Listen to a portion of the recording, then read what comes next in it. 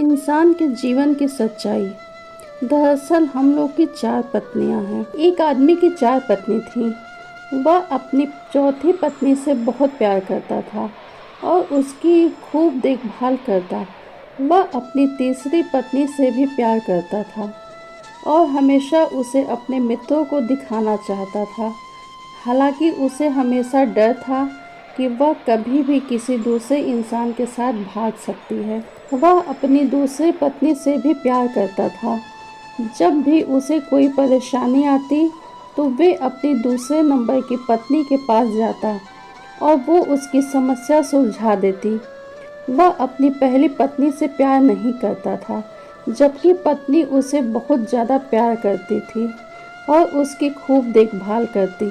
एक दिन वह बहुत बीमार पड़ गया और जानता था कि जल्दी ही वह मर जाएगा। उसने अपने आप से कहा, मेरी 4 पत्नियां हैं, उनमें से मैं एक को अपने साथ ले जाता हूँ। जब मैं मरूँ तो वह मरने में मेरा साथ दे। तब उसने चौथी पत्नी से अपने साथ आने को कहा तो वह बोली, नहीं ऐसा तो हो ही नहीं सकता, और चली गई। उसने तीसरी पत्नी से पूछा तो वह बोली कि जिंदगी बहुत अच्छी है, यहाँ जब तुम मरोगे तो मैं दूसरी शादी कर लूँगी। उसने दूसरी पत्नी से कहा तो वह बोली, माफ़ कर दो, इस बार मैं तुम्हारी कोई मदद नहीं कर सकती।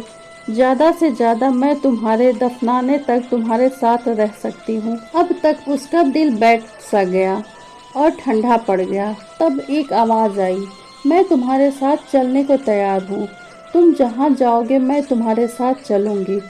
उस आदमी ने जब देखा तो वह उसकी पहली पत्नी थी। वह बहुत बीमार सी हो गई थी। खाने पीने के अभाव में वह आदमी पश्चाताप के आंसू के साथ बोला, मुझे तुम्हारी अच्छी देखभाल करनी चाहिए थी और मैं कर सकता था। दरअसल हम सबकी 4 पत्नियां हैं जीवन में। पहला, चौथी पत्नी हमारा शरीर है।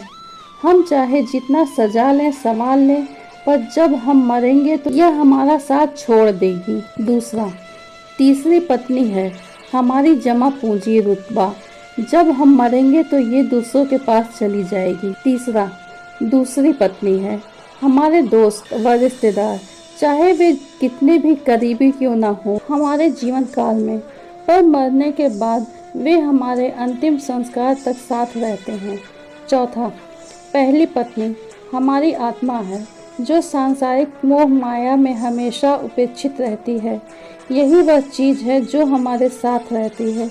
जहाँ भी हम जाएं, कुछ देना है तो इसे दो, देखभाल करनी है तो इसकी करो, प्यार करना है तो इससे करो, बाकी सब मोह माया है। स्टोरी अच्छी लगी तो लाइक शेयर सब्सक्राइब जरूर करें।